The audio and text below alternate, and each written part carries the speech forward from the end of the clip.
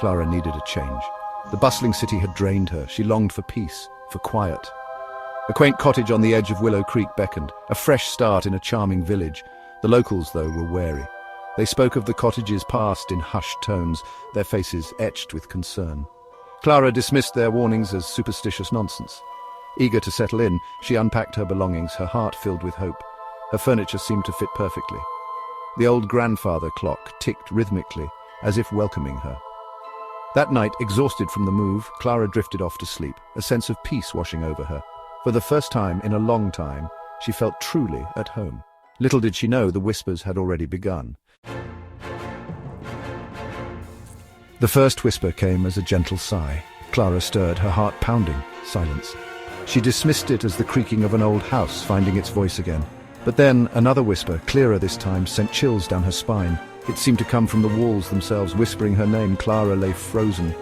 Fear creeping into her heart, the whispers grew louder, more insistent. Clara fumbled for her bedside lamp, bathing the room in a warm glow. She searched every corner, her breath catching in her throat. There was no one there. Yet the whispers persisted, swirling around her, taunting her. Sleep eluded her that night, replaced by a growing sense of dread. Days turned into sleepless nights. The whispers followed Clara everywhere, growing bolder. She tried to ignore them, but they gnawed at her sanity. One afternoon, while exploring the musty attic, she stumbled upon a loose floorboard. Beneath it lay a small tarnished key. As she picked it up, a cold shiver ran down her spine.